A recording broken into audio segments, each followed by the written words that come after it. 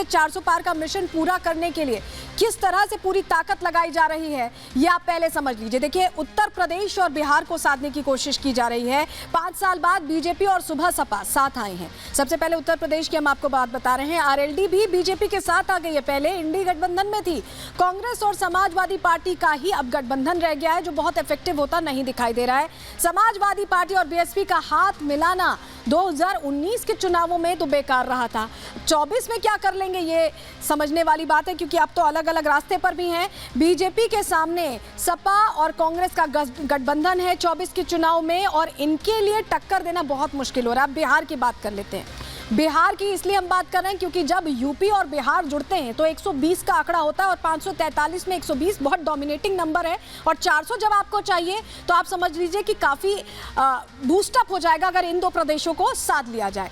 बिहार का अगर हम आपको सूरत हाल बताएं, 2014 में देखिए एनडीए गठबंधन, तब जेडीयू नहीं था साथ था, तब नीतीश कुमार नाराज हो गए थे, क्योंकि ये अंदर की खबर आपको बता रहे हैं। उस समय माफ कीजिएगा, नरेंद्र मोदी को जब कैंडिडेट घोषित किया गया था तभी से नाराज हो गए थे, उन्होंने अलग रास्ता अख्तियार कर लिया था, एनडीए से अलग हो गए थे। तब 31 सीटें जीती। 2019 में जेडीयू साथ आ गई थी, दोबारा साथ आ गए थे नीतीश कुमार, और तब 39 सीटें जीती थी। और 2024 में अब जेडीयू भी साथ है, तो क्या एक बार फिर 40 अब चाहिए? 39 से भी बात नहीं बनेगी, ये सवाल बना हुआ है। उसके लिए पूरी जोर आजमाइश की जा रही है। जोर आजमाइश कैसे की जा रही है, जरा हम आपको तस्वीर दिखा देते हैं।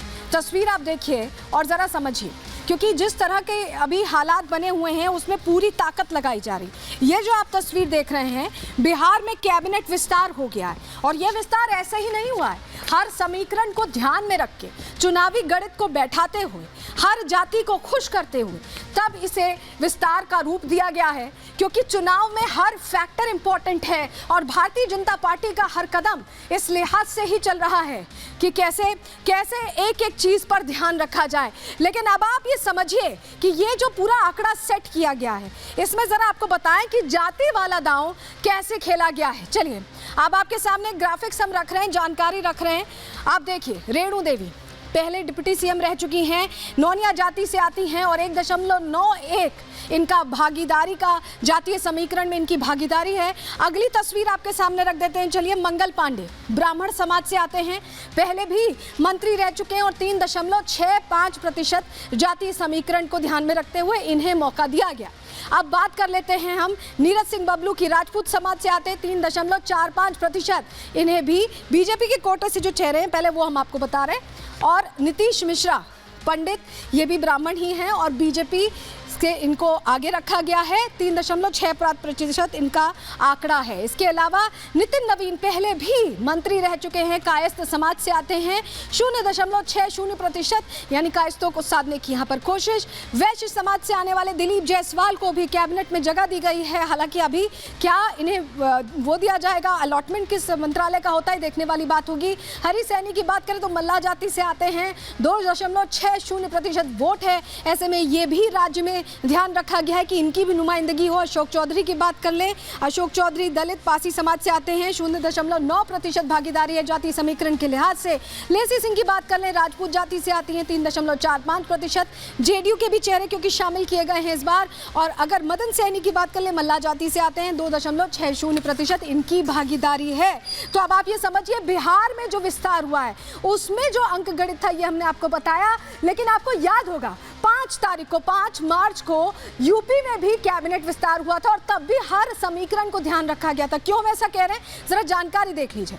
सुनील शर्मा को आप देख रहे हैं, सुनील शर्मा ब्राह्मण समाज से आते हैं, और ऐसे में यूपी की जो ब्राह्मण जाति है वो वोटों की चाबी इनके जरिए मिलती दिखाई दे रही है। दारा सिंह चौहान ये आते हैं नौनिया जाति से, यूपी के नौनिया वोटर्स पर पकड़ बनाने के लिए इन्हें यहाँ पर मौका दिया गया है। अनिल कुमार की बात करें, आरएलडी क्योंकि अभी अभी एनडीए का हिस्सा बनी है, इन्हें मौका दिया गया। दलित समाज से आते हैं, 27 सीटों पर आरएलडी का पूरा प्रभाव है, उसको भुनाने की यहाँ कोशिश है। ओपी राजभर सुबह सपा से, आपको पता है काफी चर्चित चेहरे हैं। पूर्वांचल की जो 26 सीटें हैं, उन पर सीधा सीधा प्रभाव है। उन्हें साधने की कोशिश में राज्यभर को जगह दी गई है। मंत्रिमंडल में तो हर चीज, हर कदम राजनीति में सोच समझ के रखा जाता है और भारतीय जनता पार्टी इस चीज को बहुत बेहतर तरीके से समझती भी है और इंप्लीमेंट भी करती है। और यही वजह है कि छोटे से छोटा चुनाव हो, उसको लेकर भी बहुत गंभीर भारतीय जनता पार्टी नजर आती है। और यही वजह कि विस्तार भी जो हो रहा है, जातीय जो समीकरण है उन्हें साधते हुए रणनीतिगत तरीके से हो रहा है। इसका कितना असर 24 में पड़ने वाला है, इस रिपोर्ट से देखिए और समझिए।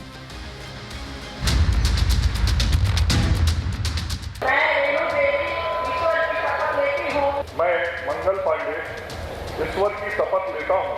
मैं विधि द्वारा स्थापित भारत के संविधान के प्रति सच्ची श्रद्धा और निष्ठा रखूंगा।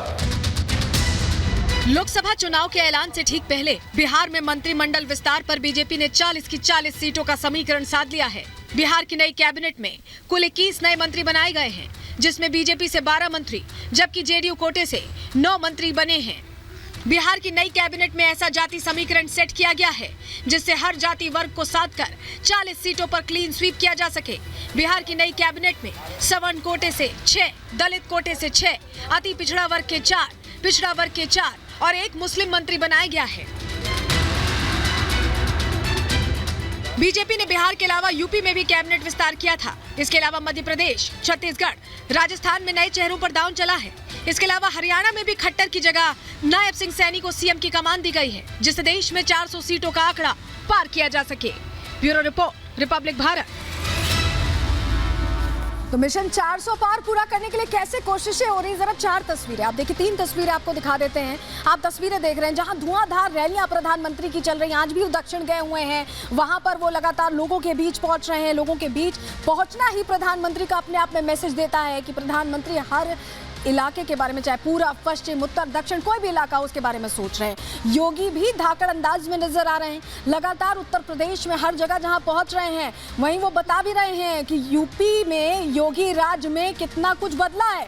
तीसरी तस्वीर जो आप देख रहे हैं बिहार कैबिनेट की देख रहे हैं। और बिहार में क्योंकि अब डबल इंजन की सरकार है तो प्रतिनिधित्व भी है, मौके भी हैं, ये भी बिहार से बताने की कोशिश हो रही है। लेकिन जरा आपको बता देते हैं वोटर्स का जो डेटा है वो क्या कहता है। इस बार संभावनाएं सभी के लिए हैं, जो इंडी गठबंधन है उसके लिए भी है, लेकिन कितना वो साध पाते हैं ये बड़ी बात है। जरा डाटा बता देते हैं, इंडी गठबंधन भी देख ले और एनडीए भी देख ले। देखिए ये जो तस्वीर है ये आपके सामने हम इसीलिए रख रहे हैं। कुल वोटर्स की संख्या देखिए 2019 में कितनी थी, 89.6 करोड़। इस बार बहुत बढ़ा था, 96.88 करोड़ वोटर्स हैं। ये टारगेट है, ये टारगेट बड़ा हो गया है। अब 2019 में 46.5 करोड़ पुरुष वोटर्स थे, इस बार 49.7 करोड़ वोटर्स हैं। यहाँ भी 3 करोड़ की करीब बढ़ोतरी हुई है। 2019 में महिला वोटर्स की बात कर ले, महिला वोटर्स पर बहुत फोकस है सभी पार्टियों का, चाहे कांग्रेस हो, आम आदमी पार्टी हो, बीजेपी हो। 43.1 करोड़ थी उस वक्त आबादी और अब 47.1 करोड़ वोटर्स हैं, महिला वोटर्स, जिन पे खास फोकस है। और फर्स्ट टाइम वोटर्स जिनको लेकर उत्साह रहता है क्योंकि बहुत अनप्रेडिक्टेबल है, वो अपने दिमाग से चलकर अपनी उम्मीदों के हिसाब से वोट करने वाले हैं। 2019 में करीब 1.5 करोड़ थे, इस बार 1.85 करोड़ वोटर्स हैं। तो समझिए चुनावी रणभेरी जो बजी है, ये जो टारगेट वोटर्स है वो पूरी तरह से अब हमने आपके सामने आंकड़ों के जरिए आपको बता दिया है। और कल चुनावी तारीखों का ऐलान हो जाएगा। कल भी लेकर आएंगे आपके लिए detailed report Indian political league में अंदर की खबर में। दीजिए इजाजत, नमस्कार।